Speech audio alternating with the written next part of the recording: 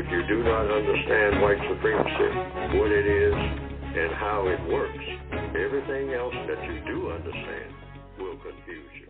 Greetings, Mr. Bobby, Mr. Fuller. When non-white people who are not black say and do incorrect things towards or against black people in a manner, similar to what racist men and racist women do, we cannot call this racism. Is that true? It's not racism. No. White supremacy is racism, and racism is white supremacy. The non-white people who mistreat each other on the basis of color and shades of color learn that from the white supremacists. People who call, we call ourselves black, I do, and whatnot, but black people, some people call it colorism. We have learned that from the white supremacists. When I was in elementary school, in high school, it was kind of traditional to pick somebody. The most popular girl on the campus would be somebody who had light skin among black people. In the 1940s, that was kind of understood. You didn't get somebody who was jet black, midnight black, and march them across the stage talking about some beauty contest. No, light skin and long hair, you can throw that in too. And even the light-skinned girls who were chosen. I've seen it going back to the 1940s and 30s. They would cringe and say, why me? I mean, I'm not the smartest student in the class, and yeah, but you're so, yeah, she's pretty. That's among black people who call ourselves black, and you still see a lot of it. Not as much as you used to, but it's there. Truth be told, and we should center on the truth.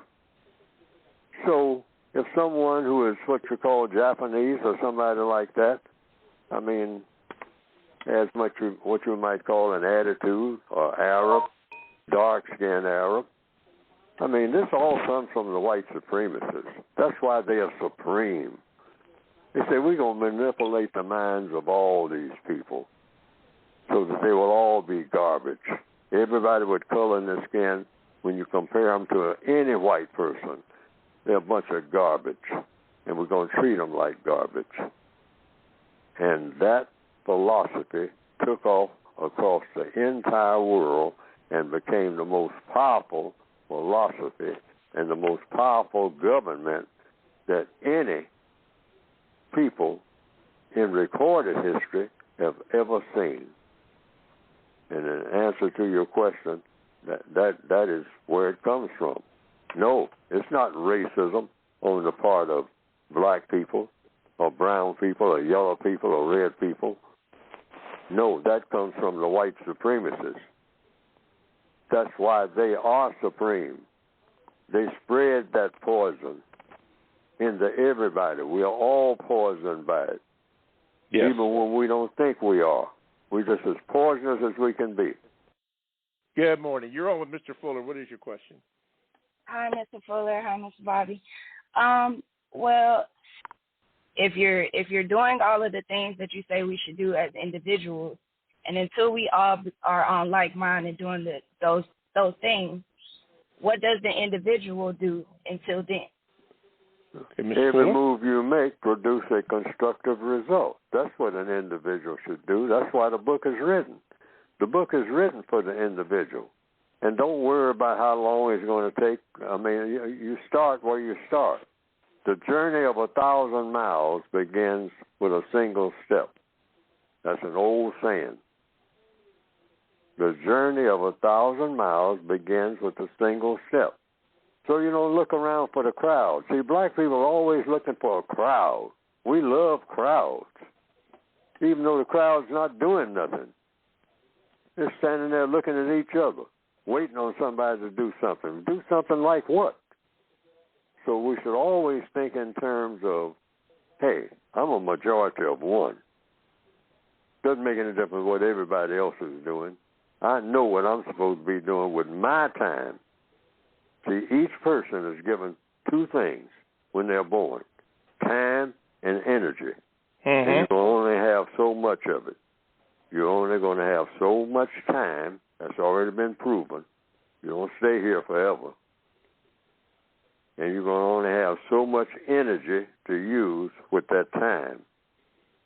So the code book says you look around for why are you here? Just ask yourself that question. You could have been born 1 trillion years ago, in which case you'd be doing something like maybe trying to outrun a dinosaur or something. I don't know. But you are here now. You didn't ask to get here. You found yourself here.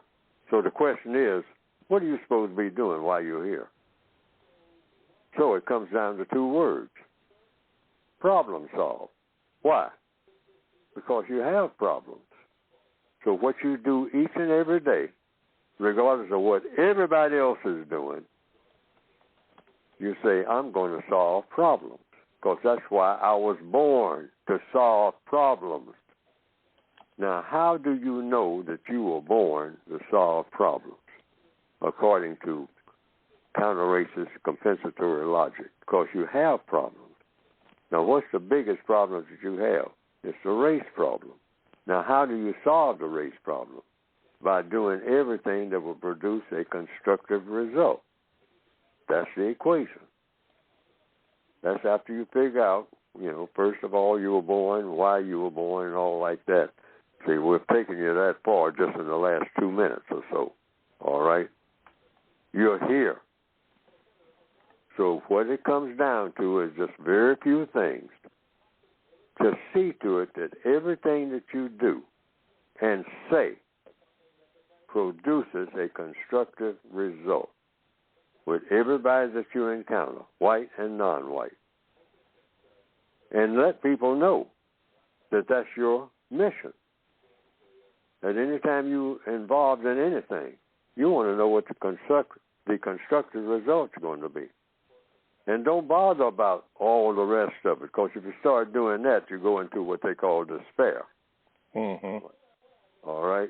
Okay. You say, well, it's just too big. The problem is just, and that's why a lot of black people are joining white people and becoming suicidal. Yeah. All right? And that's got to stop. You'll get there. You don't have to kill yourself because the world ain't the way you want it to be. You can live out the term. I mean, why? Because you didn't do nothing to earn it no way. Mm-hmm, this is a gift. So you don't have to curtail that. You will die. You stay here long enough. All right? I got both feet in the grave right now. I ain't got sense enough to know it. Okay? But I'm trying to do the most constructive thing right up until the time that they throw that dirt in my face. And I want to know, is that the constructive thing for them to do? All right. And when they do it, I'll say, yeah, do it and get it over with. And don't waste a whole lot of time doing it, because y'all got time. That'll leave y'all time to go and do something else that's constructive other than bury me.